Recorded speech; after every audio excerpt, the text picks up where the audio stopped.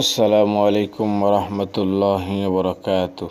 প্রতিদিনদার ইমানদার পরহেজগার মুত্তাকি মুমিন মুসলমান ভাই ও বোনেরা, আজকে আলোচনা করব আপনি যত বিপদে থাকেন যে দোয়াটি পাঠ করলে সব বিপদ দূর হবে, সে দোয়াটি সম্পর্কে কোরআন হাদিসের আলোকে সামান্য কিছু কথা বলার চেষ্টা করব ইনশাআল্লাহ।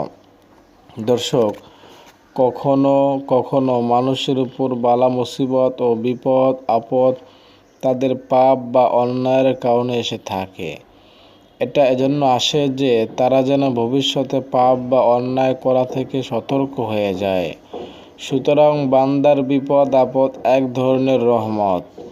আবার কখনো কখনো মানুষের ইমানি পরীক্ষাস্বরূপ বালা মুসিবত এসে থাকে। এই মুসিবত আসলে এতে ধৈর্য ধারণ তাদের মর্যাদা বেড়ে যায়। অর্থাৎ আপনি যদি এই মুসিবতে ধৈর্য ধরেন তাহলে আপনার মর্যাদা আল্লাহ তাআলা বৃদ্ধি করে দেবেন। দর্শক, এটাও আল্লাহ তাআলার পক্ষ থেকে এক ধরনের রহমত। দর্শক, তবে যখনই কোনো মানুষের বিপদ আপদ আসবে তখনই মনে করতে হবে তা নিজের অন্যায় ভুল বা পাপের কারণেই এসে থাকে। আর এই বিপদ আপদের পরিপ্রেক্ষিতে বান্দাকে হতে হবে আল্লাহর প্রতি বিনয়ী, ক্ষমা চাইতে হবে আল্লাহ তাআলার দরবারে। দর্শক, বিপদ আসলে আপনি যে দোয়াটি পাঠ করবেন সে দোয়াটি মুসলিম শরীফের হাদিসের আলোকে আজকে উল্লেখ করব। বিপদ মুসিবতে বা কোনো জটিল সমস্যা দেখা দিলে বেশি বেশি আল্লাহর স্মরণ করবেন। কোনোভাবেই ইবাদত বন্দেগী ও আল্লাহর জিকির থেকে গাফেল হবেন না।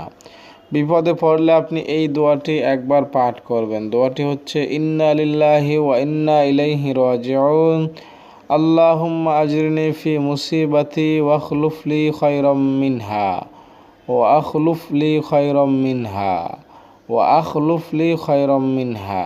আমি আবার বলছি, ইন্না লিল্লাহি ওয়া ইন্না ইলাইহি রাজিউন, আল্লাহুম্মা আজরিনি ফি মুসিবাতি ওয়া আখলুফ লি খায়রাম মিনহা।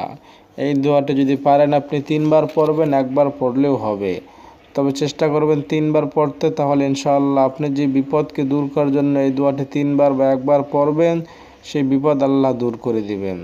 দর্শক, আপনাদের জন্য দোয়া করে আজকে আমাদের এখানে বিদায় নিচ্ছি। আসসালামু আলাইকুম ওয়া রাহমাতুল্লাহ।